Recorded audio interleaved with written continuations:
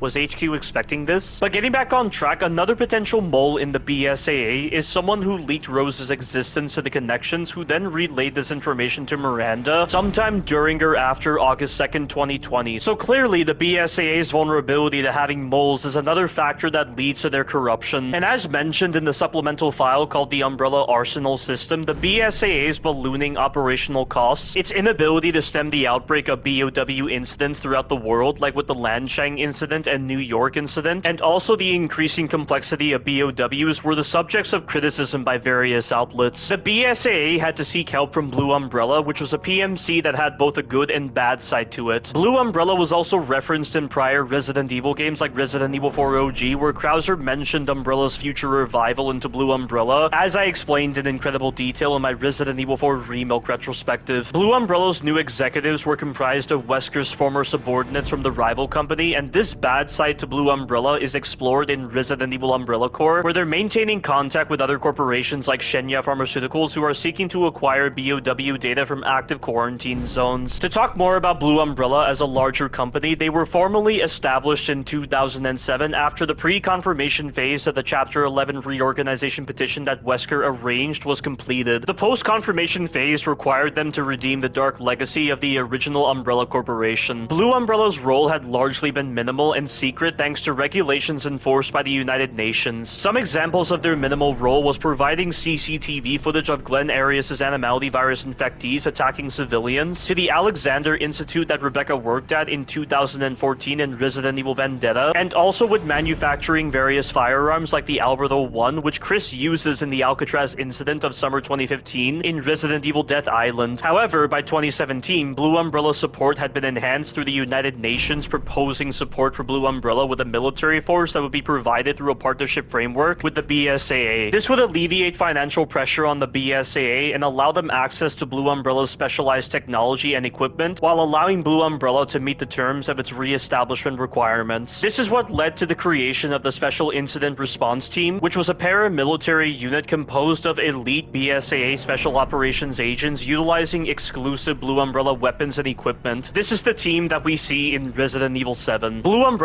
even turned over their entire anti-BOW weapons development bureau to the BSAA due to many BSAA members being unhappy and mistrustful about working with a PMC that's considered the enemy. The distrust was justified since a lot of Blue Umbrella's members have been with them since before they reincorporated as a PMC, as Veronica explained to Chris in the Not a Hero DLC. By the way, Joseph Kendo was Blue Umbrella's chief of weapons development at the time, but by the events of Resident Evil Requiem in October 2026, he appears to have left Blue Umbrella and started a different company called Kendo Tactical Arms. I can't say I'm a fan of this direction, as Joseph's association with Blue Umbrella carried significant weight. Removing that connection feels like yet another instance of the developers diminishing Blue Umbrella's importance. But returning to the main point, essentially Blue Umbrella's influence over the BSAA was growing. Not to mention the BSAA favored unethical actions as well. Such unethical action is covered in the Baker Incident Report, where the BSAA covered up what happened with their botched operation to take down Evelyn and the resulting loss of civilians. And again, if the US government is somehow in control of the BSAA in 2026, you have to wonder why a cover-up wasn't initiated to prevent ARC's existence from leaking to the public, especially since the BSAA has been trying to acquire Elpis since around May 2nd, 2023. Also covered in the Baker Incident Report is Chris's disillusionment with the BSAA and how he's been critical of the BSAA since the Baker Incident of 2017. It's evident to Chris that the BSAA's continual reliance on Blue Umbrella to alleviate its financial pressures and allay other forms of criticism against it will only increase Blue Umbrella's sway over how the organization is run overall, which is a far cry away from the original BSAA he helped establish as one of the original 11. To sum it all up, the BSAA's descent into corruption was inevitable based on the prior Resident Evil games, so it doesn't make sense for Resident Evil Requiem to suddenly write off the BSAA's corruption, or to say that the US government has control over the BSAA when they're an international organization. The BSAA and the US government haven't even had the best of relations. Their relationship was strained at best. That was part of the reason why from November 12 to November 13, 2005, the BSAA wasn't able to intervene in the Harvardville incident in Resident Evil Degeneration. Not to mention, Frederick Downing's fake terrorist threat during the Harvardville incident addressed the members of the US government involved in the development of the T-virus, so this also provided more reason for the US government to not involve the BSAA. Also, the Harvardville incident was a local incident and not an overseas incident, which was another reason why the BSAA wasn't involved. To talk further about the strained relationship between the BSAA and the US government, in the file from Resident Evil 6 titled Chris and Leon, it describes a meeting between Chris and Leon that was set up by Adam Benford and brokered by Claire Redfield in fall 2005. This meeting represented the first time Leon and Chris met each other physically. This was different to what happened in Resident Evil Code Veronica X, where Claire had sent an email to Leon that contained her location on Rockford Island and also Chris's current location, as Umbrella had him under surveillance in Europe, which allowed Leon to send a message to Chris about Claire's abduction by Umbrella and also set up a rescue mission. So while Leon and Chris interacted in December 1998, this meeting in fall 2005 was their first physical interaction. Adam Benford set up this meeting between Chris and Leon as a way to improve the relationship between the BSAA and the US government. Sadly, it didn't really do much, but that still shouldn't translate to the US government somehow controlling the BSAA when they're an international organization. The BSAA's portrayal in Resident Evil Requiem and Blue Umbrella's absence completely goes against so many of the prior Resident Evil games, even side games like Resident Evil Umbrella Corps that were helping to set up Blue Umbrella. This kind of massive blunder on Requiem's developers is something I will call out in my future Resident Evil Requiem retrospective. But back to Chris and the Hound Wolf Squad, Lobo says it's been a while since they fought together ever since their time in the Middle East. I question when and what exactly Chris was doing in the Middle East. Was he fighting BOWs or was he handling some other op? This better not be as confusing a situation like what new Capcom did with having Remilk Leon participate in missions that had nothing to do with BOWs. After some more quotes, Nighthowl then makes this puzzling statement where he feels that Miranda taking 5 shots to the head without dying is somehow surprising. Yet Chris's prior experience fighting Mutomycete BOWs like Lucas contradicts this supposedly surprising experience. And after this long fighting BOWs, it's still surprising for BOWs to take 5 shots to the head and still be alive. This quote from from Night Howl really makes no sense. Being given a sniper rifle by Umber Eyes, Chris spots BSAA BOWs that are operating as soldiers descending into the village before one of their ospreys is destroyed by an almost sentient mutomycete tendril that seems to emanate from a massive structure that Miranda somehow built in a short time. This attack from the tendril is probably what makes Chris prioritize the structure as a target and also as a way to get to the megamycete. This then begins the actual gameplay for Chris's section. So to talk briefly about Chris's gameplay, it's quite rudimentary like your typical Call of Duty title. It's not a proper evolution to his gameplay from Resident Evil 7's Not a Hero DLC. You can't deflect enemy attacks like you could in the Not a Hero DLC for some bizarre reason. Chris's Dragoon is not good at stunning Lycans, which are primarily an enemy designed for the shotgun. His USMAI pistol is completely pointless and is not useful against the enemies, and his push mechanic is completely broken because the enemies don't react to the push whatsoever compared to when Ethan pushes enemies away. At least in Resident Evil Requiem, Leon's gameplay more closely resembles the Not a Hero DLC's gameplay, and he's more capable than Chris in that game. Also, for some reason, the game doesn't give you a typewriter at the start of Chris's section, so every time you want to replay this section, you have to do Heisenberg's boss fight, which is really inconvenient. And why don't Chris and his Hound Wolf squad have anti-mutomycete weaponry like the rapid-acting mycetotoxic rounds if they've been tracking Miranda for 3 years and confirmed her use of the mutomycete? If they have med injectors made by Blue Umbrella and Lobo literally uses an artillery shell tied to Chris's target locator, then it doesn't make sense why they don't have anti-mutomycete weaponry. Prior to the target locator sequence, the general combat against the Lycans is simple, with some occasional moments where you have to use grenades to clear out groups of enemies. That being said, you should also take advantage of the Lycans' tendency to slowly creep around the corner if you're staring at the corner in order to dispatch them easily, and without them utilizing moves like their running grabs. This shed is really the only spot where this works. The two Varkalax that appear at Louise's house can be run past easily. For this two-phase target locator sequence, you'll want to stand on top of the red chimney house, use the target locator, take cover by the chimney to avoid the archers, then shoot the Lycans that are in the middle of the climbing animation in order to knock them back and damage them. Once you get an opening, back up and use the target locator, which will end the first phase. For the second phase, stay on the ground, keep the Lycans off camera, then do minor sprints while moving from side to side to delay the Lycans from attacking you. By the time you get to this door, the target locator should be ready, so use a flash grenade to stun the Lycans, then ready the target locator while you're running into the house. If you aim for this part of the structure, it will be destroyed and the Lycans will die. As for Urias Trajet, he works as a boss, and with the flash grenades and the target locator, you can use them if you're put in a bad spot in this tiny arena. His left leg and his back are his weak spots, and he reuses some of Urias' attacks while also providing unique interpretations of the same moves. Because of how large he is compared to Urias, you can avoid or dodge certain attacks that you wouldn't be able to do with Urias. It's a good boss fight that's just as fun as Urias' boss fight. This concludes Chris's gameplay. To talk about some quotes for Chris's section, it's really silly how Night Howl tells everyone to keep their masks on since the mold may be releasing infectious particulates, yet Chris isn't wearing a mask for his section like he did in the Not a Hero DLC. The third-person mode doesn't even show Chris wearing a mask. Chris wore a mask to get through corridors contaminated with airborne E-type mutomycete spores back in the Abercrombie salt mines of Dolby, Louisiana, so how the developers missed out on this is confusing. It's also confusing how in the cutscenes you don't see Chris's night vision goggles, yet in the third-person mode you can see Chris's night vision goggles. So somehow, during the creation of the cutscenes, the developers missed out on the mask and the night vision goggles. Umber Eyes also mentions his surprise at seeing the BSAA, which makes Tundra respond by saying the BSAA had eyes on Miranda and probably felt they needed to intervene. This exchange is confusing to interpret because I can't tell if Tundra is referring to before or during the events of the game. If it's before the events of the game, that'd be confusing because in the Baker incident report, the BSAA didn't know who Miranda was. Of course, the possibility remains that maybe Heisenberg had something to do with this, given that he knew about their attack on the village, but even if Heisenberg somehow gave them information that would allow them to have eyes on Miranda, that wouldn't explain why the BSAA didn't intervene sooner, like during the time when Miranda disguised herself as Mia, or how long the BSAA was spying on Miranda. Another quote worth mentioning is this statement from Night Howl, where he says he's never heard of a mutomycete colony growing so huge, which is confusing because he should be aware of the Baker incident and how in the following weeks after Evelyn's death, the E-type mutomycete spread out into the surrounding bayou. The situation was so bad that Blue Umbrella had to erect a quarantine wall, which didn't do much to help. Also, the SS Annabelle served as ground zero for the Baker incident, and we saw the generation of E-type mutomycete multiple times in the SS Annabelle. Evelyn even grew to an enormous size in the finale of Resident Evil 7, so this statement from Night Howl really makes no sense. Night Howl also says that the mutomycete is rapidly expanding and something must be stimulating it. This is probably related to the deaths of the four lords, and recall that that directly after Heisenberg died, large chunks of mutamycete were coming out of the ground. We also saw mutamycete growing out of that cave before Ethan went to Heisenberg's factory. Miranda even implies this at the start of her boss fight when saying that Ethan's fulfilled his purpose. I still question why the deaths of the four lords are so important as to stimulate the megamycete's growth. For all we know, the rose flasks being deposited into the megamycete regulator and being lowered was actually the main stimulating factor at play, given that the heartbeat sound we heard emanating from the megamycete regulator is also the same sound we hear emanating from the megamycete. It almost makes me wonder if the megamycete regulator is acting in a similar manner to the Kadu reactor that Heisenberg used for his soldats. Umber Eyes then mentions that the BOWs are coming from the mold and that their numbers are increasing, which is another puzzling statement. I know that the mutamycete is shown generating Boroika later on, but I don't understand how the mutamycete generated by the megamycete is capable of this. I know the megamycete catalog genetic data and that it's a mass of parasites that have existed for hundreds of years, but this is still a bit nonsensical, especially when in an earlier file it was indicated that the village mutamycete has a 99.95% similarity to the E-type mutamycete. For all we know, this might be similar to what I mentioned before about the Queen Leech and Mimicry Marcus in Resident Evil 0, where the accelerated evolution instigated by the progenitor virus and the parallel processing like communication between the leeches allowed an improved collective intelligence to develop within the leeches to allow them to replicate Marcus's shape even down to his clothes. However, that was with a virus in Resident Evil 0 and not a fungal parasitic relationship that we see in Resident Evil Village. And I question if this whole process where the mutamycete is somehow generating BOWs is a side effect of Miranda's ceremony with reconstituting Rose within the megamycete regulator. Only with Rose, it's more controlled because of the fact that her body parts are intact. She's being reconstituted within the megamycete regulator over a period of hours. She inherited Evelyn's capabilities and she's able to retain her consciousness. This is in stark contrast to the mindless BOWs being spontaneously generated by the mutamycete tied to the megamycete that don't have their consciousness because of how their consciousness has been diluted within the megamycete over time. That being said, I don't know why Kadu specific BOWs are being made if the Kadu has nothing to do with the current BOWs Chris is dealing with in this section. And how the mutamycete could be generating weapons for the enemies is confusing. I have to ask this question because of how K9 is surprised by how the Lycans are using weapons. If he didn't say anything, I wouldn't ask this question, though for all we know, the Lycans are likely getting their weapons from a secure stockpile somewhere. And by the way, why would he even be surprised by the Lycans using weapons if he likely dealt with them at around 12:10 p.m. on February 9, 2021? This quote doesn't make sense. As Chris is making his way to the megamycete, K9 ponders on what happened to the real Mia, to which Nightowl believes that Miranda likely killed her, which obviously is not true. Nightowl then ponders on how Miranda learned about Rose's existence, to which Tundra obliquely responds by thinking a moldy little bird told her. In the Japanese version, Tundra actually says that Miranda probably learned of Rose's existence from allies interested in the mutamycete as well, which complements how Miranda learned of Rose's existence from the Connections and how the Connections likely learned of Rose through a mole they implanted in the BSAA. And given the files that we get in Resident Evil Requiem, we could tentatively say that Zeno was the one who told Miranda about Rose, but given that Rose isn't mentioned in Resident Evil Requiem, this is most likely not true. I will say, if we take Tundra's words literally in the English localization, there could be some significance. Given that Miranda can transform into crows to surveil the villagers, there may be a possibility that she spied on people outside of her village. Chris then finds the megamycete at the end of the tunnel and is able to attach N2 explosives to the megamycete using a combat knife. It's funny how he just has an additional combat knife that doesn't resemble his karambit knife. At least compared to Remilk Leon, he doesn't use a police-grade combat knife in an extreme operation like this. I do, however, find it very weird how such a tiny explosive is able to blow up the entire village. I don't know why I never thought about this when I did my first retrospective. How does such a small device have such massive explosive potential, yet not the artillery device that Lobo uses to support Chris? That physically makes no sense. This N2 explosive could substitute for nuclear weapons, it's that insane. Why worry about a nuclear arms race or a BOW arms race when you have this N2 explosive? I have no idea why they favored this kind of nonsensical method to destroy the megamycete, and despite the massive explosive potential of this N2 explosive, the megamycete is somehow not destroyed and fragments of it are still around. Is this supposed to be some kind of miniaturized version of the thermobaric missile that was used to destroy Raccoon City in Resident Evil 3 and Tall Oaks in Resident Evil 6? Was this N2 explosive made by the BSAA or Blue Umbrella? If it was made by Blue Umbrella, that would actually be interesting, minus the nonsensical nature to this N2 explosive, since Blue Umbrella was a PMC that was developing effective countermeasures against all possible BOW incidents science thanks to Albert Wesker's secret research and absorption of the rival organization into Blue Umbrella. But honestly, it would have made a lot more sense if Chris and his team had access to rapid-acting mycelotoxic grounds that they would then fire into the Megamycete to calcify it, like with what happened to Evelyn, or they could have just had Lobo fire an artillery shell into it once it rose to the surface. This N2 explosive definitely creates confusion. Also, why does Umber Eyes immediately suggest blowing up the village when they haven't rescued Rose and terminated Miranda? That doesn't make sense. At least Chris responds back by saying that he's not letting Miranda get off that easily, especially after she faked her death and Chris has been investigating her for 3 years. But almost immediately after saying this, Umber Eyes then responds by saying that he has eyes on Miranda at the ceremony site. Chris tells him to keep his distance and wait for the Order to deal with her while he investigates Miranda's lab. Umber Eyes then brings up Ethan and says they should have told him about the plan, but Chris counters back by saying there wasn't time and they didn't expect Miranda to act so soon, which again is really stupid because there were so many moments where they could have told Ethan the truth. In fact, Chris already told Ethan the truth back in Heisenberg's factory, so there's no reason for this exchange to exist. By the way, for the part where Chris says they didn't expect Miranda to act so soon, if you translate the Japanese subtitles, it translates to Miranda revived during the transport, so taking that into account, what relevance does Miranda's revival have in preventing Chris from disclosing the truth to Ethan? It just makes no sense. It's one of the finest examples of how Chris is written so poorly in this game. But in this cavern, we not only see the Megamycete, but also a statue and some ancient structures as well, likely remnants of the four founders' worship of the Megamycete. And we know the Giant's Chalice slash Megamycete regulator was a part of such ancient designs as well, with how the founders used it to communicate with the Megamycete. And I would assume Miranda had the Giant's Chalice reconfigured or modified to allow the reconstitution of Rose to be made possible and to also emit those lights when it pulses. One has to wonder why Miranda was seemingly the only person to touch the Mutamycete emanating from the Megamycete to gain the ability she got, or maybe many people have interacted with the Mutamycete in some way and she was the only one who got lucky. In the tragedy of Ethan Winter's concept art, there were some plans to have the game swap between medieval and modern times and to also have some bizarre ancient rituals play out, which at first glance I'm glad they were cut, but this would lend credence to the notion that many people interacted with the Mutamycete in some way, similar to how in Resident Evil 5 the Nidapaya tribe in ancient times utilized the Sinentropa flowers that were infected with the progenitor virus to choose a new king. Since the progenitor virus was near fatal for most humans, only a select few would have the required genetic makeup to survive exposure to the progenitor virus. If something similar occurred with the Megamycete, given how superstitious people were back in medieval times, then it would likely explain why these ancient structures are so close to the Megamycete. Chris finally reaches Miranda's lab where there is a huge amount of lore to examine. To start, let's look at the medical reports for each of the lords. The Japanese version of Moreau's medical report states that his Kadu compatibility is somewhat low and a significant reduction in intelligence has been observed. The Kadu has severely altered his internal organs, causing organs that resemble gills and a swim bladder to form, giving him a body structure closer to that of a fish. In addition, uncontrolled cell division occurs at irregular intervals, resulting in a mutation into an aquatic form resembling a giant fish. Moreau is unable to control the transformation, and with this many defects, he would not be a suitable vessel for Ava, which I'm guessing means he wouldn't be able to survive the reconstitution within the Megamycete regulator and the fusion with the Megamycete. And even if he did, he likely wouldn't have the mental strength to retain Ava's consciousness given his low intelligence. As Miranda said in Eugene's diary when talking about Rose as a vessel for Ava's consciousness, this child's the chosen one, and no matter what form she takes, she'll eventually return to her original form, meaning the vessel needs to have some kind of regenerative ability to survive the ceremony and also to allow Ava to transform back into how she was in 1919. Next up is the Japanese version of Alcina's medical report, which states that her Kadu compatibility is extremely good with no issues with intelligence. She has a marked increase in metabolism, and even when sustaining external injuries, she can instantly regenerate tissue and grow her claws in a short period of time. This enhanced regeneration is clearly a trait that Miranda values greatly, as it would allow Alcina as a vessel to have a better chance of surviving the reconstitution within the Megamycete regulator, fusing with the Megamycete, and possibly allowing Ava to transform into her 1919 form. The enhanced regeneration is probably why Miranda mentions Alcina in her diary, and why Alcina feels she's more worthy as a vessel. But continuing on, Alcina's medical report then states that due to her congenital blood disorder that was not cured when she was given the Kadu, she requires regular oral intake of other people's blood. Miranda also noted that Alcina may lose the ability to regulate her cell division if her metabolic balance is disrupted by poisonous substances, which is not mentioned in the English localization. The thing is, anyone's metabolic balance can be disrupted by poisonous substances, so it seems kinda redundant to mention poisonous substances. But like I said before, I feel like Miranda's paranoia regarding how Ava was killed by the Spanish flu would make her try to create a near-immortal vessel for Ava that's immune to external vectors or agents. I do question why Alcina's ability to summon flies isn't mentioned here. In the Japanese version of Heisenberg's medical report, it's mentioned that his Kadu compatibility is extremely good, which is the same as Alcina's, and there are no issues with his intelligence. An organ similar to the electric organ found in strong electric fish like electric rays has formed. The organ is attached directly to his cranial nerves, and by passing an electric current through his brain to the nerve network throughout his body, he can become a coil and generate a magnetic field around himself. He can also manipulate metal using a magnetic force. There's no mention of his ability to transform though, which is odd considering Miranda acknowledged Alcina's transformation. It almost makes me wonder if Heisenberg's transformation was an entirely unnatural process for his Kadu that he just came up with on his own as a way to catch Miranda by surprise, if she didn't anticipate this, and also because Heisenberg reached his ultimatum, especially with Miranda's ceremony happening. And despite being acknowledged as an outstanding individual in his medical report, Miranda still declares him as an unsuitable vessel. Her reasons for calling him unsuitable, despite the fact that he has no apparent defects, are unclear, but it could be due to Heisenberg not having abilities like regeneration or mimicry, so maybe he wouldn't have been able to survive the reconstitution process within the Megamycete regulator. In fact, I do wonder when exactly Miranda came up with the idea of separating a vessel into 4 crystallized parts, then reconstituting them in the Megamycete regulator. As I voiced before when talking about Eugene's diary, if the Lords knew about this process of separation, wouldn't they have shown great hesitation with going through such a process if they felt their lives were in danger? Or is it that they're so loyal to Miranda or so greatly affected by the cognitive adjustment treatment, assuming all the Lords got this treatment, that they don't care? I feel like if it's the former case, then the only possible way Miranda could have maintained the loyalty of the Lords and then dispose of them later once her plan was realized was for her idea of using the Megamycete regulator to be formulated after all 4 of the Lords were infected and after she learned about Rose. And to be frank, it feels like Miranda's idea of using the Megamycete regulator to reconstitute Rose, then combine her with the actual Megamycete, is meant to mirror the way Evelyn was created at the pre-stage 4 embryo level, almost like her plan is inspired by the connections and only came into fruition upon Rose's reveal. I say after Rose's reveal since Rose inherited Evelyn's latent potential, which would have served as a retrieval cue for Miranda to recall her involvement with Evelyn's creation, and therefore combine elements from her original Kadu experiments and Evelyn's creation. Of course, assuming my theory is correct, it's unclear when in the 6 months of Rose's existence Miranda actually found out about her and chose to make modifications to the Megamycete regulator. It's all quite confusing. Moving on to the Japanese version of Donna's medical report, she's described as having favorable Kadu compatibility. She has no issues with intelligence, but has severe mental illness. Physically, she's no different to an ordinary human, which probably explains why she can't transform and also why her Hayflick limit was so low that she could be killed by minor attacks compared to how much damage the other Lords took. She does have the ability to secrete and disperse a special signaling substance that allows her to control plants infected by the Mutamycete. The pollen of these particular plants, which seem to be some variant of Corydalus plants, also induce visual and auditory hallucinations in other organisms. While Donna has no issues with intelligence, her mental illness has caused her emotional and psychological maturity to not develop normally. She's also divided her Kadu between herself and Angie, which is very different from how the English localization mentions multiple dolls, which doesn't make sense since Angie is the only real doll we see that has the Kadu, and the other dolls are hallucinations. But aside from everything listed in her medical report, she's definitely the one Lord that mirrors Evelyn's abilities more closely, though not as a result of an inherent connection to the Mutamycete, but just because of her Kadu and the plant she's infected with the Mutamycete. Moving on, we find one of the most important files in the game, Oswald E. Spencer's letter to Miranda. This letter effectively makes Resident Evil Village the true origin of the Resident Evil universe, as it associates Miranda as being the individual who would stoke the fires of Spencer's ambitions and lead him to start the chain of events that would occur in the Resident Evil games. Because of the progenitor virus being mentioned and also Spencer mentioning in his letter that he plans to start Umbrella, the Resident Evil podcast team believes that this letter was made sometime around March 1967, since the progenitor virus was discovered on December 4th, 1966, as indicated in Brandon Bailey's first diary in Resident Evil 5. The same diary also indicated that on March 23rd, 1967, Spencer mentioned he would establish Umbrella. This information is also mentioned in James Marcus's first diary from Resident Evil 0. Using this information and the fact that Spencer says in his letter that it was 15 years ago when he was in the village, we can say that Spencer was in the village around 1952. But getting into the Japanese Japanese version of this letter, Spencer addresses Miranda as his dear teacher and apologizes for reacquainting with her in a disrespectful manner through a letter instead of meeting her in person. If he wasn't overwhelmed with various matters, he would have been able to meet her in person in her village. But after recalling Miranda's resistance to aging, he posits that Miranda might not remember him as the half-dead medical student she found on a snowy road around 1952. Based on the pictures next to his letter, Spencer was a medical student on a hiking expedition in Eastern Europe around 1952, and he got separated from his party, possibly due to severe weather conditions. It's unclear why he was on this trip and whether this trip was work-related or not. It's also unclear why Miranda chose to save an outsider like him, considering she's already infected many villagers. She's instilled in the villagers a distrust of outsiders, and she doesn't exactly like mankind. But then again, she did allow the Duke to occasionally come to the village, as he probably had some use in funding some of her research, as I discussed before. So was she hoping to get some use out of Spencer despite the fact that he was just a medical student because of how the knowledge she got from the Megamycete wasn't exactly up to date? You'd think she would have just fed Spencer to the Megamycete to preserve his consciousness at some point, but given that she held onto Spencer's letter all this time, it implies that there was some kind of connection between her and Spencer that made her not want to kill him. This connection was strong enough to the point where Miranda divulged her research and milestones at the time to Spencer, which constituted the most illuminating experience of his life back around 1952. The fruits of Miranda's research were nothing short of overwhelming, as Miranda's experiments with mutating organisms via infection struck Spencer like a bolt of lightning. This phrasing in the Japanese version certainly makes more sense than with how the English version uses the phrase transform a human by infecting them with an organism. Viruses are generally not considered living organisms because they lack a cellular structure, they lack metabolism, and they require living host cells before they can actually replicate themselves, so it makes no sense for the English localization to use the specific phrasing. The Japanese version makes more sense with its general phrasing. But that being said, if Miranda really divulged the fact that she infected the villagers with either the Mutamycete from the Megamycete or the Kadu, and that didn't unsettle Spencer, that would imply that either Spencer was inherently evil even when he was a medical student, or that he currently hates how underdeveloped humanity is to the point where he probably views humans as little more than animals. The two world wars and the upcoming Cold War complement the idea of humanity being underdeveloped as well. This idea that Spencer hates how underdeveloped humanity is would likely complement his later actions, where he would betray the other founders of Umbrella, start up the T-Virus project in 1967 to perform illegal experiments on people and other organisms to create BOWs in order to fund his ongoing research to reduce the toxicity of the progenitor virus and make it more adaptable to humans, start up Project W possibly around the 1960s based on the Nazi ideology of eugenics in order to create a new generation of humans that would not only be groomed to have Spencer's ambitions, but also be enhanced using an experimental version of the T-Virus, which is what Wesker did to himself in 1998, and then completely change Wesker's ambitions and beliefs upon revealing Wesker's origins in 2006. In Spencer's mind, Miranda's research was the first stepping stone in allowing him to come up with a new idea for evolving humanity towards a higher plane. But that being said, after engaging in many intellectual talks with Miranda each night, he noted that their convictions differed greatly. While he wanted to change the world and evolve humanity, Miranda only sought to revive her daughter and not go further, at least at that point in time, compared to now, where Miranda wants to use Rose as a way to control the minds of people. Spencer probably thought that because of her particular conviction, her research was only calibrated to focus on one person and would not work on society as a whole. And given that Miranda likely started her research around 1919, it's possible that the long period of time between 1919 and 1952 would make restructuring her whole research around society instead of a single individual impractical. He also notes that the Mutamycete would not be able to achieve a more exponential infection compared to a virus, which is why he left Miranda without saying goodbye. Interestingly, in Resident Evil Requiem, Zeno notes the same thing as Spencer for some reason. Why he says the same thing, I have no idea, but he says that the technology to control another's will already exists, which is likely referring to the E-type Mutamycete, but it's not efficient at infecting others, which I don't really understand because the Japanese versions of the R&D reports in Resident Evil 7 described the E-type Mutamycete as being more efficient than other vectors. It was capable of turning enemy combatants into allies, and it effectively eliminated the costs of POW handling and combat. Evelyn will be able to blend into social groups like urban or refugee populations, impose a profound control over the body and mind of a host organism, and ensure an almost hive mind effect between the infected organisms through a process similar to quorum sensing. In terms of infection transference, the E-type Mutamycete could be transferred through infected food, water, or even the air if it was through spores, as we saw in the Not a Hero DLC. And in the End of Zoe DLC, DLC, after Evelyn died, the E-type Eudomycete was able to spread throughout the entire swamp in a matter of weeks, which forced Blue Umbrella to erect a quarantine wall to delay the E-type Eudomycete's propagation. The Baker family also gained various abilities through being infected by the E-type Eudomycete, and their Hayflick limits for when they would crystallize were vastly different between each other. Zeno should be aware of all this, assuming he was actually keeping track of the Baker family from January 2015 to July 2017 through Lucas Baker, and I would guess that the creation of the White Molded is irrelevant to his goals of using a vector to control the wills of others. So based on all this, it's hard to really understand why Zeno doesn't value the Eudomycete's ability to infect others, but that's for another retrospective. Returning to Spencer specifically, given that this letter was written around 1967, he probably didn't see some of the more impressive feats of the Eudomycete and the Kadu around 1952. He probably didn't see Alcina or her daughters, assuming they were infected around this time. While he did know that Miranda was immortal, he probably thought that the ability of the Eudomycete to create favorable results was limited. This might explain why he thought a man-made virus would work better at producing consistent favorable results compared to what was happening with the Kadu, where it was producing mindless BOWs like the lichens. I do wonder if Miranda told him about the Spanish flu and he actually knew about the Spanish flu pandemic and how it spread to many parts of Europe. Maybe that also reinforced his belief that a virus was better at producing an exponential infection. I also wonder if before he met Miranda in the village, he had already read Henry Travis's book on the Nidapaya people and the synentropial flowers that contain the progenitor virus. If so, that would also reinforce his beliefs about a virus being better. There's definitely a lot of interesting speculation regarding this point on Spencer finding a virus to be better than the Eudomycete around 1952. After apologizing to Miranda, he then tells her about his discovery of the progenitor virus in Africa on December 4th, 1966, and then the plan to form Umbrella as a base of research. He calls the company Umbrella based on the coat of arms in the cave where they talked with each other. He then says that he's one step closer to making his dream a reality. Now, this is where the Japanese and English versions differ greatly. In the Japanese version, he says that he anxiously awaits the day he can display the fruits of his own labor to Miranda, but in the English version, he says that he hopes she will be able to achieve her goal of resurrecting Ava someday. I'm not sure which phrase is more accurate to Spencer's character in 1967. The Resident Evil podcast team says that both phrases work in context. At the time of writing this letter, Spencer is excited as he has just been vindicated in his beliefs by finding the progenitor virus and is on the verge of founding Umbrella. This excitement is more reflected in the Japanese version with that line change, but we also know from Miranda that she has no real interest in Spencer's work. The English version works as well because it's a respectful acknowledgement from Spencer about how much Miranda wants to revive her daughter. Neither are incorrect in this context. This concludes this letter, which genuinely surprises Chris when he learns that Spencer used to be in this village. Chris also examines a jar containing the Kadu and immediately deduces that the Kadu is being used to control the BOWs in this village, which is odd considering that he was just dealing with lichens that were likely spawning from the Eudomycete. And did he even know about the Kadu's existence before this village siege? None of the files and research we saw from the Hound Wolf Squad ever mentioned the Kadu. It just feels like a weird time to be introducing the Kadu, and it also shows that Ethan knows more about what's happening compared to Chris and his Hound Wolf Squad. By the way, I'm surprised how large these Kadu parasites are. A lot of the pictures and concept art show the Kadu as being rather tiny. The Kadu was so tiny it could be injected via needle, but maybe these Kadu parasites in the jars are fully grown Kadu compared to the ones we see in the Lords and other BOWs like the Lichens and Moroika. Maybe the Soldats could have Kadu parasites of this size inside of their reactors, or maybe the Kadu is so adaptable it can regulate its size in relation to the environment it's currently in, like we see in one of the pictures in Miranda's lab where it shows the Kadu inside of a person's brain. In the center of Miranda's lab, there are various pictures related to Evelyn, Miranda, and the connections. This first picture shows Evelyn as a growing embryo, which is an image reused from a real book called the Resident Evil 7 Biohazard Document File. I assume that the image in the top left is supposed to be an egg cell being injected with sperm, or maybe this is supposed to be the pre-stage 4 human embryo getting the Eudomycete genome introduced into itself. The second picture shows Miranda holding what I believe is supposed to be baby Evelyn, since she's in her lab coat and she was involved in the creation of Evelyn. The third picture is reused from Resident Evil 7 when showing the necrotoxin dosage test process, but for some reason, instead of the scientist on the right being a random doctor, the developers changed it to be Miranda instead. If they already made a unique photo of Miranda and baby Evelyn, why not make another unique photo instead of altering a picture from Resident Evil 7? Because of this alteration, it makes you wonder if the context for this image is different, where instead of it being related to the necrotoxin, it's related to something else instead. It's quite a puzzling decision. I do wonder if this is actually Evelyn or a clone of Evelyn, because it's implied that the connections had to make clones of Evelyn in order to create the necrotoxin based on that dead subject we see in the case that makes the necrotoxin. The Resident Evil podcast team seems to think that this girl is a clone or another subject instead of Evelyn. The fourth picture shows a clone of Evelyn or another subject being isolated in a cage, which is also reused from Resident Evil 7. In this case, it's showing the necrotoxin dosage test process at around the 10-minute mark, which leads to death. The fifth picture shows Evelyn herself. The sixth picture shows the research team Miranda was a part of alongside Mia and Alan, who were Evelyn's handlers. The seventh picture shows Miranda herself, and then the final picture shows Miranda with what I assume is her daughter Ava. After examining the pictures, we find Miranda's diary. In the Japanese version, Miranda addresses Ava, saying that it's been almost 100 years since Ava was killed by the Spanish flu in August 1919, and that she was helpless and powerless to save Ava back then. But now, Miranda believes she can bring Ava back to life after her consciousness was trapped within the Megamycete. Now, this is where the Japanese and English versions differ drastically in terms of verb tense. In the English version, Miranda says she had to test Rose's regenerative ability. She took her apart and revived her in the Megamycete regulator, which is known as the Giant's Chalice. All that is left is to merge her with the Megamycete. This is actually incorrect based on the use of the past tense here when it comes to the word revived, and it falsely gives the impression that Rose is somehow revived right now before she's eventually reconstituted at the end of Miranda's boss fight, which is not the case. Also, it wasn't Miranda who put Rose in the Megamycete regulator, it was Ethan, so why she's saying she did that is unclear in the English version. In the Japanese version, Miranda says that to test its life-giving power, she will restore Rose using the Giant's Chalice / Holy Grail, which is the Megamycete's control vessel, and then fuse her with the Megamycete. This makes more sense because we know that Rose is in the process of being revived. She hasn't been fully restored yet. Also, Miranda literally says during her boss fight that if she combines Rose with the Megamycete, her daughter will be made manifest at last. The only way for Miranda to say this line is if she hasn't already fused Rose with the Megamycete. Therefore, it's rational to believe that Miranda wrote this diary entry sometime before or during the events of the game, but before the moment where she rips out Ethan's heart, which makes more sense in complementing most of this game's screenplay. You have no idea how confused I've been regarding this whole moment with Rose's revival, all because the developers somehow mistranslated the verb tenses between Japanese and English. I only found out about this difference on December 6, 2025, but that being said, if the Japanese version makes more sense, why is it that when Rose is revived from the Megamycete regulator, Miranda questions if this is Ava? There's no reason for Miranda to believe that Ava is revived at this moment if Ava's consciousness hasn't been applied to Rose at this point. This is why I said the Japanese version of this file complements most of the screenplay and not all of it. There are definitely some errors with the screenplay when factoring in the files. But returning to the Japanese version of this diary, Miranda says that her long-awaited ceremony will finally come to pass. She then says that around August 1919, she was so stricken with grief that she wandered into a cave system that was likely the same cave system below Ava's grave that Chris navigated in order to die and reunite with Ava, only to discover the Megamycete by chance. It is rather coincidental how easily Miranda discovered something as unprecedented and unparalleled in its capabilities like the Megamycete. But then again, I did say that the four founders originally built the Giant's Chalice to communicate with the Megamycete, and we also saw ruins and statues around the Megamycete. The ceremony site that has those statues of the four founders is also situated above the Megamycete, and we know that sometime after all of that was established, an unknown cataclysm befell the village, which was likely related to that tale of the female warrior maiden slaying a demon. It was possibly because of this that the original village inhabitants disappeared without a trace and were then referred to as the prehistoric ones by later settlers of the village who were involved in some war between a regional army and a bunch of heretics around medieval times. So it's possible that this entire cavern where the Megamycete was would be lost to time and forgotten about and would eventually be discovered by pure coincidence. And I suppose we could also make the same argument with the progenitor virus's discovery in Africa, so it's really not a point of criticism. When Miranda touched the black mutamycete emanating from the Megamycete, she was overcome with a large amount of knowledge. She felt the residual consciousnesses of all the dead people who had been decomposed and consumed by the Megamycete up to that point. Through feeling these residual consciousnesses, she felt that if Ava's consciousness was stored within the Megamycete, then there would have to be a way to bring Ava back to life, which is what inspired her to create a plan involving a vessel that was compatible with the Megamycete in order to store Ava's consciousness. As I stated before, despite the large time difference between 1919 and 2021, Miranda was still unfamiliar with how how the Megamycete worked overall, and the Megamycete drove her insane. Reviving Ava was likely never a possibility, given what the Shadows of Rose DLC stated about consciousnesses being diffused, diluted, spread thin, and mixed with other consciousnesses and memories throughout the Megamycete over time. When Miranda returned to the village after being infected by the Megamycete, she inoculated the villagers with the Mutamycete from the Megamycete and manipulated their minds so that they could worship her. I assume when she uses the phrase manipulated, she's not referring to literally controlling the Mutamycete permeating throughout a person's body, since we never see her demonstrate this ability. She's probably saying that she used superstition, false information, and strategic isolation of information in order to make them worship her more like a cult leader. Her performance as a plague doctor in the old days, as well as her masquerading as the hag to validate herself as a powerful individual in the minds of the villagers, also helped in strengthening her control over the villagers. This form of control made it more convenient for her to perform experiments on hundreds of people in order to find the perfect vessel. She then mentions how she developed a parasitic organism called the Kadu, which was derived from nematodes in order to help spread the infection more efficiently. Unfortunately, none of her experiments came to fruition. While there were some partial successes like Alcina, most subjects became mindless lichens. And again, she probably mentions Alcina here and not Heisenberg because Alcina's enhanced regeneration was clearly a trait that Miranda valued greatly, as it would allow Alcina as a vessel to have a better chance of surviving the reconstitution within the Megamycete regulator, fusing with the Megamycete, and possibly allowing Ava to transform into her 1919 form. She then talks about how she was approached by the Connections. In the Baker incident report, it was mentioned that Evelyn was created in a Munich research facility, which was likely a headquarters for the Connections. Munich is only about 13 to 14 hours away from Romania by car, so I guess it was only a matter of time before the Connections would likely find Miranda through use of their network of contacts. The Resident Evil podcast team also believes that Brandon Bailey knew of the Mutamycete, possibly due to Spencer confiding in him about the Mutamycete many years before the Connections would establish contact with Miranda. They also believe that the Connections established contact with Miranda around summer 1999, and during this time, Miranda provided the Connections with samples of the Mutamycete and also Ava's embryo, which is slightly different to the English version saying that she provided Ava's DNA to the Connections. I'm not sure which would make more sense in this case, but it's likely through Ava's DNA that Evelyn was created to look like a 10-year-old girl, even if the R&D reports from Resident Evil 7 made it seem like Evelyn's appearance was selected by the Connections. Then again, maybe the common appearance of the A through E series was suggested by Miranda due to Ava's DNA, and maybe the Connections wanted to ensure Miranda's anonymity by using such phrasing, and maybe the redaction of certain terms from the R&D report were also used to ensure Miranda's anonymity. But the Resident Evil podcast team speculates that the Connections promised Miranda that they would help her find the perfect vessel for Ava, which is why she had given samples of the Mutamycete and Ava's DNA to them. Unfortunately, Evelyn turned out to be a failure thanks to her mental instability and how her chromosomal abnormalities led to rapid aging. While her rapid aging was managed via treatments, this of course was not suitable for Miranda. This makes sense given that Miranda acknowledged a similar problem with Alcina regarding her regeneration needing to be managed by regular ingestion of blood. Because of Evelyn's defects, Miranda left the Connections and returned to her village. The Connections would then re-establish contact with Miranda to tell her about Rose sometime during or after August 2nd, 2020, which would lead to the events that would occur in this game and allow Miranda to verify Rose's suitability as a vessel. Why the Connections would re-establish contact with her just to tell her about Rose, I have no idea. The Resident Evil podcast team says that they wanted to maintain favorable relations with Miranda through telling her about Rose, but Resident Evil Requiem goes against this by saying that the Connections were focusing on Elpis, believing it to be a virus capable of controlling people's wills and infecting people more efficiently than the E-type Mutamycete. And as I explained before, if we assume that the Connections likely inserted themselves into the BSAA, the Connections would have prioritized going after Rose, but they never did. They never even tried to go after Ethan and Mia, despite the BSAA explaining to Ethan that one of the reasons for their relocation to Romania was because of the fact that the Connections were trying to find them. It's really hard to pinpoint the exact reason why the Connections re-established contact with Miranda just to tell her about Rose. The only thing I can think of is that because Mia and Miranda worked with each other in the past and the Connections seemed to know about Ethan and Mia's relocation to Romania, they likely told Miranda about Rose as a way to get Miranda to eliminate Ethan and Mia and tie up some loose ends without getting themselves involved and taking them down. Without Rose being born to Ethan and Mia, who were previously infected by the E-type Mutamycete, the Connections likely wouldn't have been able to convince Miranda to go after Ethan and Mia. But to counter this explanation I've given, if we assume that the Connections were the ones that caused BOWs to to be utilized by the BSAA and not Blue Umbrella, it wouldn't make sense for them to get Miranda to go after Ethan and Mia if they're then going to besiege the village to try to get the Mega Mycete. Like I said before, there's just so much confusion over why the connections told Miranda about Rose, and also with what we know about the connections now, thanks to Resident Evil Requiem's confusing lore. If only Resident Evil Requiem acknowledged the events of Resident Evil Village and clarified these points, but instead they completely ignore everything regarding the BSAA utilizing BOWs and just say the connections have an expanded structure and motivations without having it make sense. It's just a mess regarding these points. With all that said, this concludes Miranda's diary. Chris enters a cell and finds Mia, verifying that she is the real one and not Miranda in disguise. Chris is glad that Mia is safe, which is completely different to how he acted towards Ethan back in Moreau's area with his villainous attitude. Chris wonders why Mia is here and how she has not been killed by Miranda, to which Mia says that she was caught in use in experiments. What these experiments were exactly is unclear, but they may have been related to verifying Rose's suitability as a vessel or for procuring the necessary genetic information for Miranda to transform into Mia. I'm just surprised that Miranda's extreme maternal desire didn't cause her to kill Mia right then and there. Chris verifies to Umber Eyes that he's found the real Mia and then tells him that he's headed to the ceremony site after leaving Mia here for her safety. Mia demands to not be left here and is angry with Chris. I'm sure being kidnapped by Miranda, who was a former associate with the Connections, the very organization that Chris and the BSAA promised to protect her and her family from, and possibly knowing about the Mutomycete being involved in everything that has happened, is going to manifest in Mia being angry with Chris for his ineptitude. No different to how Ethan was with Chris back in Heisenberg's factory. She reminds Chris about his promise to them and how he said he would keep them safe. They did everything Chris and the BSAA asked of them by going through the proper processes and relocating to Romania and potentially assuming new identities to keep themselves safe from the Connections and the legacy of the Mutomycete and the Baker incident, and she didn't care about all that so long as she was with Ethan and Rose. This then segues into her demanding where Ethan and Rose were. Chris tells her that Ethan is gone and that he couldn't save him, but he can save Rose. The lab then begins to shake for Miranda's ceremony, which prompts Chris to take Mia to a different location. Before they leave, Mia questions what he means by Ethan being gone, to which Chris says that Ethan is dead and that they have to leave and destroy this entire village. Mia then says that Chris is wrong, prompting her to tell him the big secret she's kept for so long, that Ethan is made entirely of E-type Mutomycete and can't be dead. As of May 30th, 2026, I do have some additional thoughts regarding Mia's need to keep this a secret. Because Mia was a former member of the Connections, and the Connections likely infiltrated the BSAA, assuming we can trust Resident Evil Requiem's lore, it does make me appreciate to a certain extent her need to keep Ethan's infection a secret. If she didn't actively keep his infection a secret, Ethan would have probably been targeted earlier than what we see taking place on February 2021. But that being said, that still doesn't explain how she even knew that Ethan was still infected with the E-type Mutomycete after the Baker incident. The BSAA literally removed all trace amounts of the E-type Mutomycete from Mia, most likely through the cure developed by Blue Umbrella, but they didn't do the same with Ethan, and Mia knew that. And why would telling only Ethan be such a problem? Was she afraid he would do something reckless if he found out? Maybe she didn't want to further complicate the situation. No matter which way you look at it, there's just a lot of confusion with these lore points. We then see Ethan having a nightmare while his body is trying to recover from Miranda ripping his heart out. The Resident Evil podcast team assumes this is supposed to be a hive mind moment, which is odd considering the Duke literally says that Ethan was having a nightmare. Saying that Ethan was having a nightmare carries more weight considering that the Duke is quite familiar with the Mutomycete, the Kadu, and Rose's abilities, so I'm not sure why the Resident Evil podcast team is saying otherwise. Furthermore, if this is a hive mind moment, then we'd have to question if this is part of the Megamycete's network or is something else entirely. It doesn't really make sense for this to be the Megamycete's network considering that Ethan wasn't consumed by the Megamycete. When Ethan was unconscious and physically trapped inside of the E-type Mutomycete on the SS Annabelle, it made sense how he would be in the E-type Mutomycete's network, but the same can't really be said here. We also don't see Evelyn in Ethan's dream where he's knocked unconscious by the Hound Wolf Squad. If this was a hive mind moment, Evelyn would theoretically be in every one of Ethan's dreams, but she's not, which would lend credence to the idea that this is simply a nightmare that Ethan is having. Even the parts where he says it's freezing feel more like a reflection of his body's gradual recovery from Miranda's attack, followed by its subsequent deterioration as it begins to break down, as the Duke acknowledges later. And while Ethan does acknowledge what occurred during this nightmare later on in his journal, which would make you think that this is a hive mind moment, maybe deep down his subconscious always knew something was up in the aftermath of the Baker incident and it was just lingering deep in the back of his mind. I mean, Ethan mentioned in one file that he feels like a part of himself is still trapped in Dolby, Louisiana. He was dreaming about the fight he had with Mia, which was related to the secret she couldn't tell him. While he was unconscious in the Hound Wolf Squad's transport, he's had multiple instances where he's seemingly healed from deadly wounds and co-opted his limbs. He's written that he's still worried about the secret Mia wouldn't share with him. He's heard from Chris that everything that's happened in this village has ties to the Delvey incident. He was reminded about Evelyn, her control over the E-type Eudomycete, and about Rose inheriting her abilities, etc. I mean, all of the lingering anxiety and new revelations he's learned would manifest as Evelyn appearing and saying the things she says, especially while he's unconscious and in the middle of being revived from a fatal attack. And given Ethan's time encountering Evelyn in the Baker incident, he would subconsciously pick up on some of Evelyn's phrases and childish behavior, which would manifest in her behavior during this moment. Everything I've mentioned so far further complements why I don't think this is a hive mind moment. But getting into the confrontation with this mental version of Evelyn, she reveals herself by calling Ethan dumb. Ethan questions how she's here, but she doesn't address him and simply says that he's dead. Ethan assumes she's referring to what Miranda did to him, and while he can't explain how he's alive, he tries to brush it off to focus on saving Rose. Evelyn, however, corrects him by saying that he was always dead, which Ethan finds hard to believe considering how he's still able to move around. She then reiterates again that Miranda didn't kill him and asks him how he never found it weird how he was able to recover from such injuries. I do find it rather strange how the developers try to call out Ethan's incurious nature regarding his injuries. It's almost like they're admitting that they created such confusing situations, which is unfair to Ethan's character. And it doesn't help that they had alternate ways for sequences to play out without Ethan being injured or mutilated. Evelyn then reveals what actually happened at the Baker estate on July 19, 2017. Apparently, when Ethan was in the guest house, Jack had killed him when he stomped his head in, and as such, he shouldn't even be able to walk around as a normal person. This right here doesn't make any sense. If Ethan died completely, why did he not succumb to stage 2 infection? There would be no way for him to resist the Eudomycete, infecting his brain and making his thoughts become in tune with Evelyn's influence. And if he did die, he would have likely become a molded, even though the process for becoming a molded usually involves the victim being immersed in E-type Eudomycete for a few days inside of bathtubs. But then again, Deputy Dave Anderson was in the process of becoming a molded even though he wasn't immersed in E-type Eudomycete, and the process was halted when Lucas removed his head. However, when Zoe was stapling Ethan's hand back to his body, she used the phrase "don't you die on us now," which contradicts the idea of Ethan being dead. None of the Baker family members even treated Ethan like he had previously died. Jack never even said anything about killing Ethan during the hive mind moment on the SS Annabelle. I can understand Ethan being infected during the Baker incident since there were clear signs that this was the case. He had hallucinations of Evelyn in her child form even though she was an old woman physically. He met with Jack and Zoe in the hive mind. He got his hand co-opted back to his body and his leg was healed after Evelyn pierced through it. Ethan most likely got infected during the Baker incident through coming into contact with Andre's body in water, and in unreleased files, water was said to allow the Eudomycete to grow faster. That would also explain how he stopped losing blood after Mia cut off his hand with the chainsaw. All of that makes sense with Ethan being infected, but Ethan being infected and also dying at the same time makes no sense, especially when the screenplay in Resident Evil 7 plays out like Ethan was only infected and never died. And it felt like a few minutes passed between the scene where Jack stomps Ethan and the scene where he takes Ethan and Mia into the main house. That kind of short time frame doesn't make sense for the E-type Eudomycete to infect Ethan's brain if he supposedly died. Resident Evil 7 also plays it out like Ethan is at stage 1 initially because we don't see any hallucinations of Evelyn until we get to the second floor of the old house. The only possible way for that to be the case is if Ethan was knocked unconscious by Jack, not killed by him. And if Ethan died at the guest house, the whole moment where Ethan was resisting Evelyn, trying to speed up his infection to an unsustainable degree and exert greater influence over his mind, like what she did with Alan and also with that other worker on the SS Annabelle, would have occurred at an earlier point in the story than at the end of the game. There's just so much wrong with the idea of Ethan somehow being killed in the guest house on July 19, 2017. And the fact that the BSAA never noticed Ethan's persistent infection after the Baker incident is also dumb as well, especially given the staples in his arm and the fact that his leg was pierced by Evelyn. And considering that with Blue Umbrella's help, they developed a cure for the E-type Eudomycete that was given to Zoe, and they also removed the E-type Eudomycete from Mia, it makes no sense how they somehow missed Ethan's infection. Back when I did my first retrospective, I considered the idea of Ethan being killed during the Baker incident as being the worst plot hole in the series, but I no longer think that thanks to Resident Evil 4 Remilk's continuity errors and radical changes in the lore, like with Wesker being rewritten as starting Ouroboros before eventually meeting Spencer in August 2006. It's rewriting of major events like with Operation Javier being changed changed to an unrealistic drug cartel mission not involving BOWs and the T. Veronica virus, and the fantasy garbage involving the Plagas, like with the Crimson Flames those red zealots used to summon Plagas out of hosts, and with Sadler's stupid fantastical mutation at the end of the pre-alpha. Resident Evil Requiem also introduced some pretty damaging lore points to the Resident Evil series, like with saying that the thermobaric missile strike on Raccoon City was actually the result of the connections trying to seize Ark, which goes against what characters like Simmons wanted to achieve with the missile strike, and also that Spencer apparently sought atonement for his crimes, which completely violates what he was doing with Project W, with creating and ruling over a new generation of humanity that would believe in his ideals, and also violates what he said to Wesker in August 2006 about becoming a god. And his interview with Alyssa shouldn't have even happened when he was supposed to be in hiding after the Raccoon City trials, as indicated in Resident Evil The Umbrella Chronicles. Now, I will say that on June 1st, 2026, I had a thought that Spencer was actually lying about his supposed atonement, and that there is a strategy to why he lied, so maybe when the story DLC releases, they'll touch upon this idea, but that's honestly wishful thinking on my part. But back to this confrontation, Ethan remains in denial as reality slowly sets in. He then wonders what he actually is if he was able to do all the things he did. His body then turns into mold, which is probably a mental representation of how having his heart removed entirely has overloaded his regeneration capacity. Since Ethan is unable to regenerate limbs and body parts and can only co-opt body parts back to his body, his human imitating mold cells are working in overdrive to heal, and this repeated division is causing the cells to come very close to reaching their Hayflick limit, leading to complete cellular breakdown. This proximity to death is represented not only through his body turning into mold, but also through Evelyn repeatedly mocking him and saying that he can't see his family ever again. However, the mention of his family causes Ethan to keep fighting and pushing in order to save Rose, which causes him to finally wake up from his nightmare and awaken in the Duke's carriage. I'm not even gonna ask how the Duke was able to get to the altar when all the other pathways were blocked by doors and Mutamycete. The paths are too narrow to allow a carriage to get through, and his carriage is facing away from where Ethan needs to go. By his very nature as a gameplay mechanic given human form, we just have to accept his transporting of Ethan as a metagame element for the player. After filling Ethan in on certain details that I've already elaborated on, and mentioning that he's taking Ethan to Miranda, the Duke questions if he's really certain about taking on Miranda since his body was falling apart, to which Ethan says he is. Ethan then wonders who or what the Duke is given his capabilities and knowledge, to which the Duke says that he can't answer that, which further confirms how he's just a gameplay mechanic given human form. Arriving at the altar, the Duke asks again if Ethan is ready to confront Miranda, considering that he can't return to his old world any longer, thanks to being near the point of death, to which Ethan says he has to be ready in order to save Rose. Once you exit the carriage, make sure you sell everything but the sniper rifle and grenade launcher, and fully upgrade the sniper rifle before taking on Miranda. You can also buy some pipe bombs and mines if you so choose. Pipe bombs are especially damaging to Miranda. Getting to the ceremony site that is now fully enveloped in Mutamycete, Ethan witnesses Rose being restored from the Megamycete regulator. At least I assume it's the Megamycete regulator, because the actual pedestal looks entirely different to how the Megamycete regulator is supposed to look. I'm not entirely sure why they changed the shape of the Megamycete regulator. Miranda is overlooking the pedestal, waiting for Rose to be restored. She believes that Ava is going to manifest from the pedestal, which, as I said before, doesn't make sense because Rose hasn't been combined with the Megamycete yet to allow Ava's consciousness to enter her mind. It's like Miranda completely forgot about what she said in the Japanese version of her diary. She really has gone nuts with the mixed messaging she's delivered, as Ethan explains later on. This moment with the screenplay definitely needed changing. Miranda then notices how her power is leaving her, almost like the Megamycete is viewing Rose as someone more worthy of its gifts. I have no idea how a 6-month-old is able to do something like this, and again, this can't be related to the Megamycete based on what I've discussed about this point in the process regarding the Megamycete regulator. Or is the Megamycete actually involved in this process due to how the Giant's Chalice was engulfed by its Mutamycete? It's yet another moment in the screenplay that makes no sense. Ethan then calls out to Miranda in anger with his weapon drawn, demanding that she give Rose back to him. Miranda then acknowledges how his body certainly isn't normal, which she shouldn't need to say given that she's already made this statement before. She promises to properly dispose of Ethan, but she's then shot in the head by Chris. How he managed to get that shot out despite the Mutamycete being around, and how he even managed to get up on one of the statues are confusing. Why even show Chris here when he's going to be absent throughout the entire fight? It's another confusing screenplay moment. Ethan takes Rose from Miranda, but she quickly recovers, refusing to let Ethan undo a lifetime of preparation for her ceremony. She will take what is due, which echoes a similar line from the Village of Shadows book. She surrounds herself in Mutamycete, takes Rose away, and triggers her mutation, which could be related to the mold shell idea from one of the concept arts, beginning her boss fight. Miranda's boss fight has 4 phases. She has 3 different forms she can assume to attack you. She has a ground form where she can use 4 different attacks, a spider form where she can use 5 different attacks, and a flying form where she has 3 different attacks. The first 3 phases of her boss fight have her restricted to only 1 form, and then in the final phase, she can swap between them. Phase 1 begins with Miranda in her ground form. To talk about the ground form moves, her first attack is a 3-hit combo where you can crouch under the first hit, then get behind her to avoid the next 2 hits. Her second attack is a 2-hit combo where you have to run around her in a clockwise manner to avoid it. Her third attack is a series of ground tendrils where you have to run to the side, and her fourth attack is a volley of projectiles that requires you to take cover. You can damage her while she's doing the volley. This move is perfect for allowing you to use pipe bombs against her. After enough damage, she'll go into phase 2 where she'll assume her spider form. Her first attack is a close range stab that requires you to strafe away from it. Her second attack is a series of repeated stab moves that she indicates by doing a long wind-up animation. You need to be close to her, strafe to the left, then run around her in a clockwise manner. Her third attack is a jump to the side followed by a lengthy stab which you need to strafe away or back up from. She usually favors this move when you're not too far away from her compared to her fourth attack, which is an extended version of the third attack where she jumps to the side, does a jumping stab, then does a lengthy stab. Just like with the third attack, you have to strafe away from it. Her fifth attack has her jumping on one of the statues, then jumping on you, which requires you to run away at the right moment. After enough damage, she'll go into phase 3 where she'll assume her flying form. Her first attack has her summoning 3 orbs, which you can either shoot at or avoid by running to the side. The grenade launcher is useful for getting rid of the orbs quickly. Her second attack is an aerial attack where she flies into you, which requires you to sprint to the side. You need to stay near her after she does this move because for phase 3 only, she always follows up with a lengthy melee attack that requires you to move away, and you can deal a lot of damage to her while she's recovering from this move. It's also worth noting that she mostly likes to fly into you after her orb attack. She can also chain 1 or 2 more aerial attacks after her first aerial attack, so don't let your guard down if you're far from her after avoiding her first aerial attack, especially for the final phase of her fight. Once enough damage has been dealt to her, she'll go into the center of the room and try to use the Mega Mycete against you. Get under her so that you not only shoot her, but also the massive orb she's trying to use against you. She'll then make it go dark and then attack you with the first hit of the 2-hit ground phase combo a couple of times. Just listen for where her laughter is coming from, then shoot her while avoiding that move. The final phase of her boss fight begins, and alongside being able to use every move from her 3 forms, she's able to perform transition animations that also serve as attacks to go between her forms. The ground to spider form and ground to flying form animations can damage you, so you have to keep your distance from Miranda at all times while she's in her ground form. You can still avoid the first hit of her melee combos, but upon doing so, you have to be distant from her. The spider to ground form animation has her summoning pillars in the cardinal and intercardinal directions, so you have to strafe to the side at the right moment. This move is well designed because upon first starting the move, she has to face in your direction, so there's never a moment of ambiguity where she hits you for no reason. The spider to flying form animation has her summoning the orbs. It's best to stay underneath her so that she always flies backwards and not in another direction. Making her fly backwards will not only allow you to prepare for the orbs, but will also make Miranda fire the orbs upon backing up. After you shoot or avoid the orbs, she will try to fly into you. It's worth mentioning that when she goes into the flying form from her ground form, there is no guarantee that she will fly into you after the orb move, and she will sometimes choose to do a phase transition animation instead. For her flying to spider form animation, she will try to jump on you, so you need to move away at the right moment. The flying to ground form animation is possibly her most annoying move by far. If you're not already far from her, she will hit you with that move a lot because of her range. The tracking on that move is also severe, and she does a wide sweep with that attack. I should also mention that for the move where she makes everything go dark, she usually does either the flying to ground form or spider to ground form animation as a way to set up prior to doing that move. Bear everything I've just said in mind when doing this final phase. Once this phase is over, there will be this moment where you have to shoot Miranda once at specific points in order to finish her off. The first shot has to be when Miranda is about to say feed, the second shot is after she finishes laughing, the third shot is when she's about to attack, and the final shot is after she does this gesture. With all that said, this sums up everything about this final boss fight that is practically the personification of bioterrorism and occultism put together. The build-up of Miranda throughout the game is complemented nicely with this encounter, and if you know what you're doing, you can defeat Miranda in a timely fashion. This fight also does a good job at conveying the struggle Ethan is going through with being at the point of death. And again, Ethan Winters, a seemingly normal individual with no fighting experience, his second time fighting BOWs, is encountering such individuals with extraordinary abilities like Miranda, compared to the kinds of rudimentary BOWs the old older Resident Evil characters encountered their first and second times. This is definitely one of the best final bosses in the Resident Evil series, and it cements Ethan Winters' place as a legend in the series. But it doesn't end there, because we have this upcoming moment that further establishes why Ethan Winters is my favorite character in the series and one of my favorite characters in all of gaming. This scene brings me to tears every time I watch it.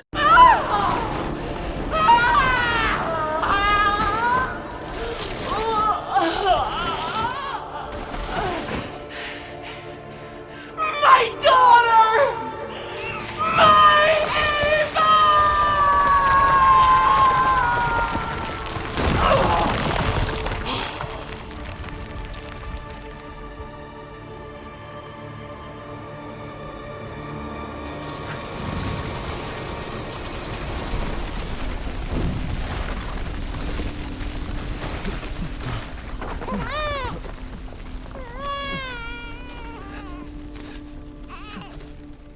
Rose!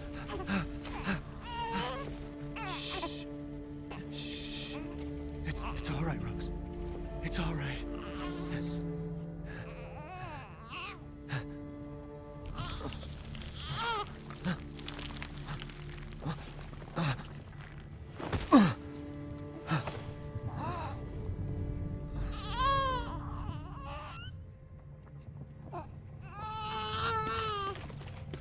Ethan!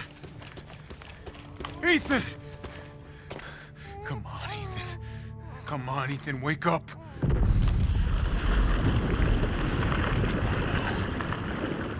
Chris, Ethan, you did it. It's finished. I think we've finished each other. Ethan, we gotta move.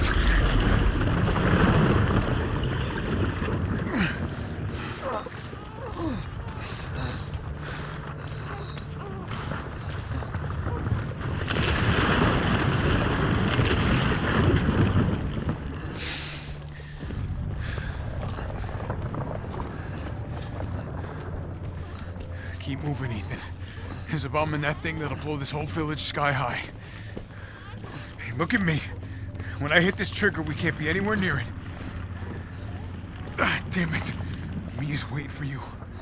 She's alive, you hear me? Alive. Mia, I'm so sorry. I love you. Keep Rose safe. Hey. Hey. Hey,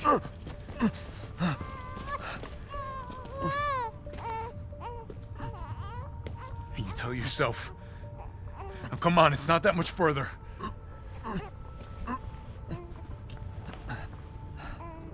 Watch over her. Teach her to be strong. God damn it.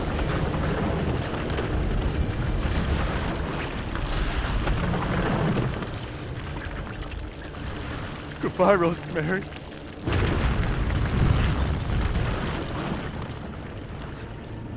Ethan.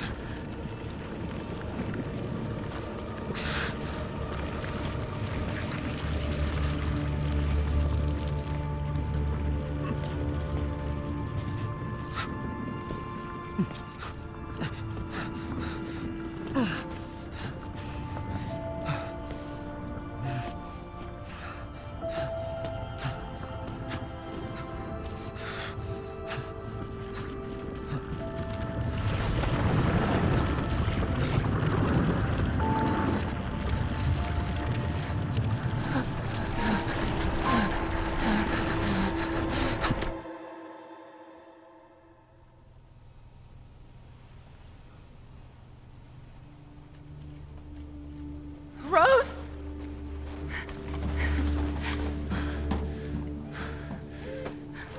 Go. Go, take us up now.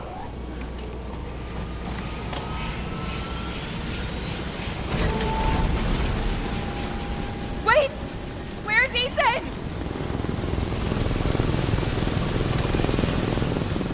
Get moving. We have to get clear. No! We can't go, not without my husband! Mia, sit down and strap in. Not before you tell me where Ethan is. I know he wouldn't abandon us. Tell me what's going on. Where?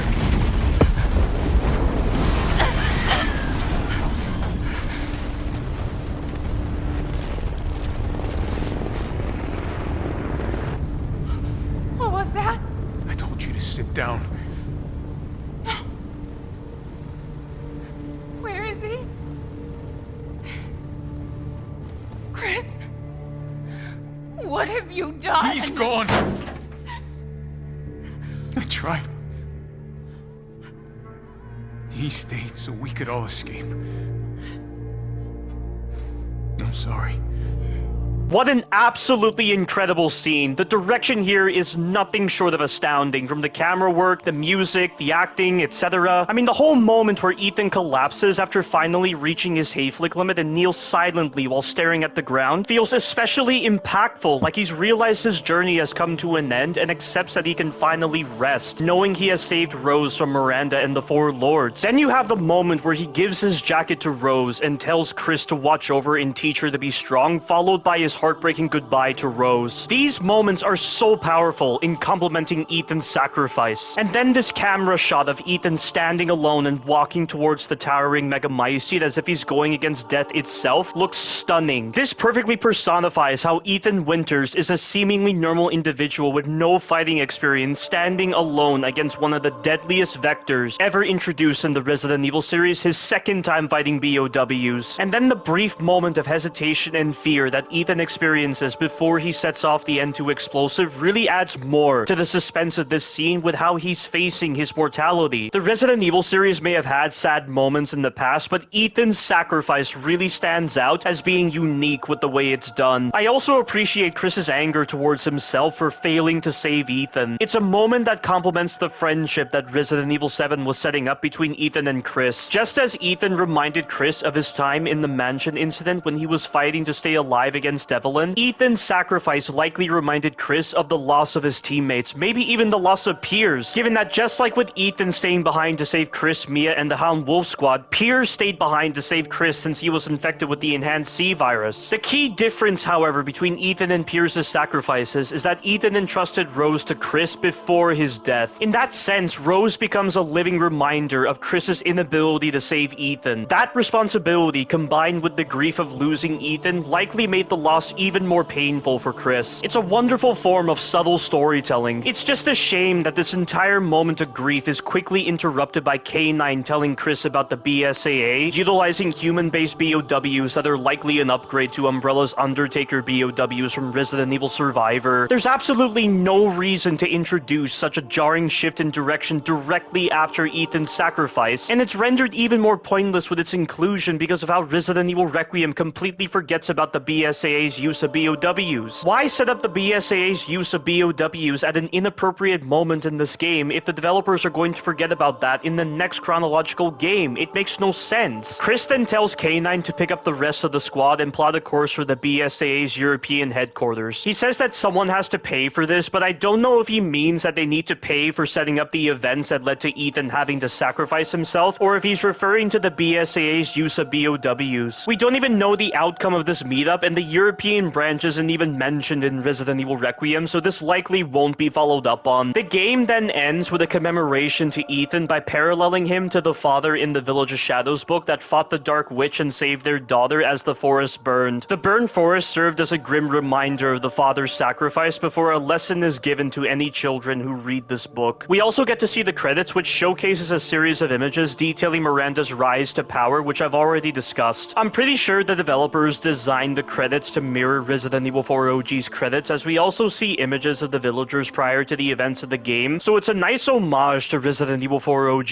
With the main game concluded, it's time to discuss the Shadows of Rose DLC, a very short DLC that doesn't really offer much in terms of content and story, but I do occasionally go to it for simple enjoyment if I feel like it. And I felt such simple enjoyment when I replayed this DLC on June 17, 2026 for the retrospective. And this DLC can have some amusing moments with its scenarios. I'd much rather play this DLC than indulge in Separate Ways Remilk, which is the worst Resident Evil DLC I've ever played by far, and you know why if you've seen my Resident Evil 4 Remilk retrospective. I don't think I'll discuss the gameplay much in this DLC, given how simple it is, and when I say simple, I mean that, for example, you can get through this DLC without ever having to craft supplies. You only have to kill 2 face eaters in the entire DLC, while the rest can be run past, and this DLC takes at minimum less than an hour to beat. I'll just primarily focus on the story story characters and lore instead. I will say, as a prelude before getting into this DLC, that the events that take place are very self-contained and seem to exist primarily as a vehicle for gameplay, rather than as a meaningful extension of the main game story. Many of the scenarios and mechanics lack substantial explanation, giving the impression that they were included simply because the developers wanted to create a playable experience for Rose. It feels like Occam's razor with how the developers try to favor a complicated explanation rather than a simple explanation for how Rose was able to gain more familiarity with her abilities, which would then complement the quote she made in the epilogue where she says, "I can show you things even Chris doesn't know I can do." Likewise, the DLC was probably made to justify why Rose says, "I know," when the agent remarks that she is a lot like Ethan. I mean, I say this with 2020 hindsight because I'm sure that no one was really pondering Rose's quotes like that when they first saw the epilogue after beating the main game. Honestly, they didn't need to base this DLC around a 16-year-old Rose. I feel like focusing on what Chris was doing in the main game for a DLC would be better because of how it would potentially allow us to explore the BSAA's corruption and the connections further, given that they're mentioned by Miranda. This would then serve as a proper build-up to Resident Evil Requiem where the connections have a presence. But then again, I assume they didn't favor this model for a DLC because of how Resident Evil Village was marketed as a game that focused on Ethan Winters. Therefore, given that Rose is of the Winters family and she would meet Ethan in this DLC, this would allow them to stay consistent with the idea of focusing on the Winters family. Even still though, they could have done much better. In fact, the truth of the matter is that they did consider a Chris DLC at one point in development, but Kento Kinoshita, the director of this DLC and an individual who is more familiar with games like Dragon's Dogma and Monster Hunter than with Resident Evil, decided on doing a Rose DLC because of an overwhelmingly positive fan reception to Rose. Development of the Shadows of Rose DLC only began after Resident Evil Village was released, which of course didn't exactly leave the developers with enough time to provide an expansive experience. The story and script of the DLC were also done by a different team from the main game, which is probably one of the reasons why many of the story moments lack substantial explanation. The idea of Rose entering the realm of consciousness through connecting with the Megamycete was officially meant to show Rose's powers in a way that would not hinder world building, which complements what I said about this DLC's events being very self-contained. Like I said before, they could have done much better with the Shadows of Rose DLC, and I'll talk about that later on. Another thing I'll say is that I don't mind the surreal nature of this DLC, given that it's all taking place within the Megamycete's network and not in the real world. Scientists have uncovered a sense of communication between fungi in our world, and it's still a relatively unknown experience. This DLC is simply taking that unknown nature and providing its own spin on that to justify the surreal nature, which is fine. The same can't be said with Resident Evil 4 Remilk and its fantasy garbage regarding the plagas, like with those crimson flames that emit that sonic pulse that summon plagas for some reason. The way Sadler's final mutation looked with its embryo-like form with massive tentacles surrounding it, the fantastical hallucinations Ada experiences when dealing with Basanta, etc. Not only do such things make no sense, but they violate the existing lore of the plagas in other Resident Evil media they've appeared in. And all of these things were taking place in the real world. That's where a line was crossed and new Capcom stupidity was shown, but not with this DLC's surreal nature. The Shadows of Rose DLC starts in the year 2037 in an unknown city. Rose meets with K9 in a park after he apparently had something important he wanted to tell her. However, this is not K9 but a hallucination created by Miranda somehow, which makes no sense. How exactly did Miranda discover K9's appearance and how he talks when he was never experimented on or even consumed by the Megamycete? Why choose him of all people? And why set up this meeting in the park where there could potentially be other people who may witness Rose talking to thin air, instead of just setting up the meeting in the lab? Why do we see K9 first and not Rose if K9 is a hallucination? If K9 is a hallucination, it would make more sense if Rose was waiting in the park and then he would come out of nowhere. The screenplay is definitely confusing, and I'll talk more about this fake version of K9 later on. I'll also refer to this fake version of K9 as K, since the DLC does as well. Rose apologizes for being late, prompting K to remark that he's just enjoying the day, which again is not something a hallucination would ever say. Rose then mentions how K told her he had something important to tell her. She assumes initially that it's about Chris wanting her to join his operation, which she declines given that she's seen what he puts his Hound Wolf Squad through. This statement from Rose as well as from the epilogue confirms that Chris is still alive and active in his duties with the BSAA. Chris was born in 1973, so he's almost 64 years old in this DLC. The Resident Evil podcast team theorized that maybe he was assuming an advising position at this point in time, similar to Clive R. O'Brien's role from Resident Evil Revelations, so he's probably not in the field anymore. Kay clarifies that the reason for their meeting has to do with Rose to ease her into the conversation, he questions how she's doing and whether a group of mean girls have still been hassling her, how Miranda discovered that Rose was being bullied, and how she even projected a hallucination of Kay to Rose, despite the fact that she was absorbed into the Megamycete, are unclear. Miranda's abilities to surveil the real world from the realm of consciousness are never explained or elaborated on. It can't be through a process similar to quorum sensing or through connecting with Mutamycete outside of the Megamycete. There's no way a connection could be that strong. There are too many variables to consider that would have impacted the efficacy of such a hive mind process, and we never saw Miranda utilize such an ability against people like the Lords who were infected with the Kadu. It just feels like the developers only came up with this ability for Miranda as a result of how self-contained the events of this DLC are. Creating a playable experience for Rose was probably a bigger priority than having the story and lore make sense, which gave them creative liberties to favor such confusing scenarios. Rose interprets his question as him asking if they're still treating her like a freak, to which Kay insists that she's not a freak. Rose disagrees and says it's because of this belief that she keeps her distance from everyone at school. It still feels odd to me that Rose goes to public school despite the fact that she's infected with the Mutamycete. If Ethan and Mia were relocated to Romania because of how the connections were after them, why would such precautions not be taken with Rose? I mean, Sherry was under the protection of the US government not only because she was infected with the G virus, but because of Albert Wesker being a threat to her. It was only sometime after Wesker was killed on March 7, 2009 that Sherry was free to leave the US government's custody, but even then she didn't return to public life as a civilian. She became a US agent and eventually ended up working for the DSO. Even in 2026, she's still working for the DSO. Sherry would have been taking classes or undergoing an education while in US custody to even gain the knowledge she had. She clearly didn't need public education. If this is the case, why does Rose get special exceptions with going to public school, even though she's still infected with the Mutamycete and the connections are still around? There shouldn't be any differences in circumstances between Sherry and Rose, and given what we know about the connections in Resident Evil Requiem, where they're believed to have been established since the 1980s, and they become as widespread as they are, it's only logical to assume they're still around in 2037, and because of this, it makes the idea of Rose still being in public school make even less sense. Kay then wonders if Rose has any friends that she can talk to which I have to say, if Rose talked with someone like Sherry and she helped Rose learn how to live with her infection, that would have been interesting, even though technically the BSAA and the DSO don't maintain regular contact with each other. But the thing is, if this DLC is already favoring confusing screenplay moments, then they might as well favor this idea of Rose talking with Sherry. Such a meeting could have been a post-credit scene for this DLC. They already did a jarring shift with going from Ethan's sacrifice to the BSAA utilizing BOW, so what's to stop them from shifting between Rose visiting Ethan's grave to then talking with Sherry? That could have helped in setting up Resident Evil Requiem. But that being said, it is unfair on my part given that I'm mentioning this with 2020 hindsight, and also separate teams handled the Shadows of Rose DLC and Resident Evil Requiem. Rose finds humor in Kay's question about friends and sarcastically says that she would never be able to find common ground with a regular person if she discussed how she was not human. Not to mention, such regular people would probably assume she would murder them in the future, which is why they wouldn't want to be friends with her. Having heard enough from Rose, Kay wonders how she'd feel if there was a way to remove her abilities, to which she says she'd get rid of them in a heartbeat, leading him to take her to the lab. This is yet another moment that's confusing because Blue Umbrella already developed a cure for the E-type Mutamycete, and the E-type Mutamycete is regarded as being 99.95% similar to the Village Mutamycete. Why would the cure not be administered to Rose if this was the case? Mia had all trace amounts of the E-type Mutamycete removed from her body, likely as a result of this cure, so couldn't the same be done for Rose? I get that she was reconstituted within the Megamycete regulator and we see her body literally form from the Mutamycete, but why don't the developers address this point in the DLC? They give absolutely no explanation for why the cure doesn't work on Rose. It's almost like they forgot that the cure existed, which is likely the case due to Kento Kinoshita not being familiar with Resident Evil, but surely they'd have a whiteboard or a database set up where they could keep track of these lore points. If I can keep track of various parts of the lore when designing a 17-hour retrospective for Resident Evil 4 Remilk, then surely the developers could do the same. It just doesn't make any sense why the cure isn't mentioned here. And you'd think from 2021 to 2037 there'd be some work done in counteracting the Village Mutamycete, but the BSAA or Blue Umbrella never developed a cure. How is that possible? The developers have compromised Rose's motivation with going into the realm of consciousness to remove her abilities from the get-go by not addressing this point on the cure. That really says a lot about the quality of the lore in this DLC, but that being said, the way the low quality of the lore presents itself in this DLC is nothing compared to the extremely low quality of Separate Ways Remilk. Shadows of Rose has low quality lore to justify why